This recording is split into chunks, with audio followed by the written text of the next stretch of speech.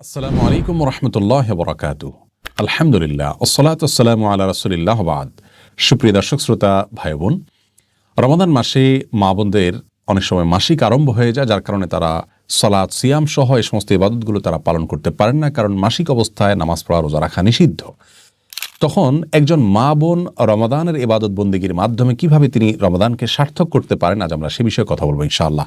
এমনকি লাইলাতুল কদরে যদি কোনো মেয়ে মানুষের মাসিক থাকে, তো মাসিক অবস্থায়ও তিনি কিভাবে কদরের রাতে ইবাদত গুজার বান্দাদের কাতারে শামিল হতে পারেন, আজ আমরা সে বিষয়ে কথা বলবো ইনশাআল্লাহ তাআলা।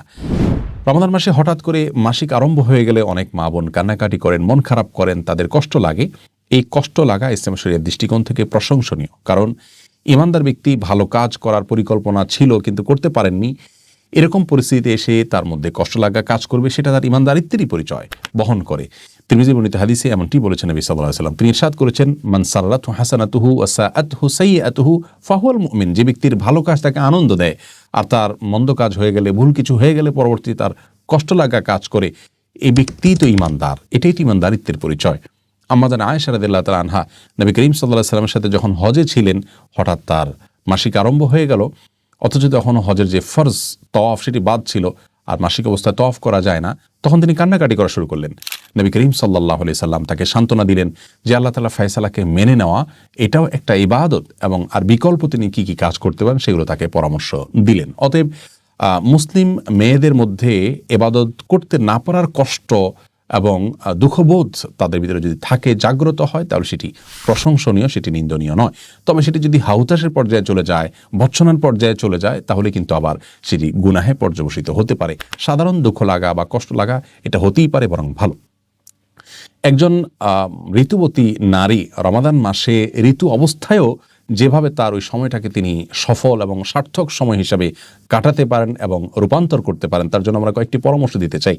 প্রথম পরামর্শ হলো, আল্লাহর ফয়সালা মেনে নেওয়া এটা কিন্তু ইবাদতের গুরুত্বপূর্ণ একটি পার্ট, বরং মূল পার্ট বলতে পারি আমরা। ইবাদতের মূল কনসেপ্টটাই হলো আল্লাহ রাব্বুল আলামিনের সমস্ত আদেশ নিষেধ, আল্লাহর সমস্ত সিদ্ধান্তগুলোকে মেনে নেওয়া। অতএব আপনাকে আল্লাহ রাব্বুল আলামিন মাসিক দিয়েছেন, অসুস্থতা দিয়েছেন, শারীরিক দুর্বলতা দিয়েছেন, আল্লাহর এই ফয়সালাকে যদি আপনি হাসি মুখে বরণ করে নেন, তাহলে এটা কিন্তু একটা বড় ধরনের ইবাদত হয়ে যাচ্ছে।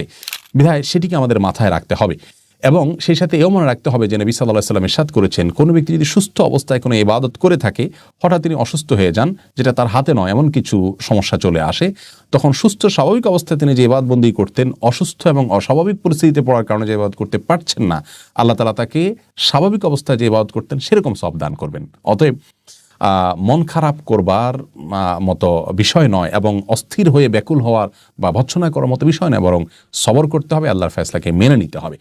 দ্বিতীয় পরামর্শ হলো, নবী আলাইহিস সালাম বলেছেন, মান হাম্মা বিহাসানাতিন ফালাম ইয়ামালহা। যে ব্যক্তি কোনো ভালো কাজ করার প্রতিজ্ঞা করেছে, প্ল্যান করেছে, কিন্তু করতে পারল না, ফালাহু বিহা হাসানা, তাহলে সে যে ভালো নিয়ত করেছিল এই জন্য তিনি কিন্তু সওয়াব পেয়ে যাবেন। অতএব মা বোনরা ইবাদত বন্দেগীর প্ল্যান আগে থেকে করে থাকলে ইনশাআল্লাহ সে অনুযায়ী তারা সওয়াব পাবেন, মন খারাপ করার কোনো কিছু নেই। তৃতীয়ত গুরুত্বপূর্ণ একটি বিষয়, তা হলো নবী সাল্লাল্লাহু আলাইহি ওয়াসাল্লাম বলেছেন, মান দাল্লা ইলা খাইরিন ওয়া আলা খাইরিন ফালাহু মিসলু আজরি ফাইলিহি। যে ব্যক্তি কোনো ভালো কাজের পথ দেখাবে, সে ব্যক্তি ভালো কাজ সম্পাদনকারী ব্যক্তিদের সমপরিমাণ সওয়াব পাবেন। মা বোনদেরকে আমরা বলবো যে আপনি নামাজ পড়তে পারছেন না, রোজা রাখতে পারছেন না, কিন্তু পুরুষদের রোজা রাখতে আপনি হেল্প করছেন, তাদের সাহর ইফতারের ব্যবস্থা করছেন, আপনি তাদেরকে সাহরি খেতে ডেকে দিচ্ছেন, রোজা রাখার জন্য সন্তানদেরকে উদ্বুদ্ধ করছেন, নামাজ জন্য তাদেরকে ডেকে দিচ্ছেন, জামাতে শামিল হওয়ার জন্য তাদেরকে সাহায্য করছেন, সময় অনুযায়ী তাদেরকে স্মরণ করিয়ে দিচ্ছেন। এই যে বিষয়গুলো, এগুলোর মাধ্যমে কিন্তু আপনি তাদের সমপরিমাণ সওয়াব হুবহু আপনি লাভ করতে পারেন। সেই সাথে কিছু ইবাদত আছে যে ইবাদতগুলো আসলে সাধারণ অবস্থায় আমার দ্বারা করা হয়ে ওঠে না, এমনকি পুরুষরাও, আপনার বাসায় পুরুষরাও হয়তো করতে পারছেন না, সেই ইবাদতগুলোকে আপনি টার্গেট করে মাসিক অবস্থায় সেগুলো করুন, তাহলে পুরুষদেরকেও আপনি পেছনে ফেলে সামনে অগ্রসর হয়ে যেতে পারেন। যেমন আত্মীয় স্বজনের হক আদায় করা, বিভিন্ন সময়ের যে জিকিরগুলো আছে, রাতে শোয়ার যে দোয়া আছে, জিকির আছে, সকাল সন্ধ্যার দোয়া জিকির আছে, শুক্রবার দুরুদের আমল আছে, এরকম আরও অনেক আমল আছে যে আমলগুলো স্বাভাবিক সময় আপনি যা করেন, এই সময়টাতে এই সুযোগে আপনার সালাত সিয়ামের দায় নেই, জিম্মাদারি নেই, সেই জায়গা থেকে আপনি আরও বেশি করে এগুলো করতে পারেন। তাহলে ইনশাআল্লাহ আপনার এই মাসিকের সময়টাকে আপনি বরং আরও সফল সময় হিসাবে রূপান্তর করতে পারেন, পরিবর্তিত করতে পারেন।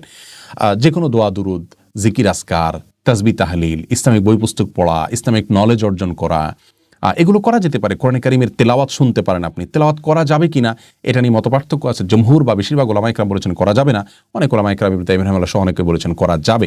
তো কোরআন তেলাওয়াত আপনি না করলেও কোরআন তেলাওয়াত শুনতে পারছেন, অন্যের তেলাওয়াত শুনলে সমপরিমাণ সওয়াব পাচ্ছেন। সেই সাথে আপনি অভিনব এবং ভিন্নতর যে ইবাদতগুলো অন্য সময় করার সুযোগ হয় না, সেগুলো এই সময় আরও বেশি করে আপনি করার স্কোপ পাচ্ছেন, সেটাকে আপনি সর্বোচ্চ ভালোভাবে কাজে লাগাবেন। অনেক মা বোন মাসিক বন্ধ হওয়ার ঔষধ নিয়ে মাসিক বন্ধ করেন যাতে ইবাদতবন্দি করতে পারেন। এটি জায়েজ আছে কিনা?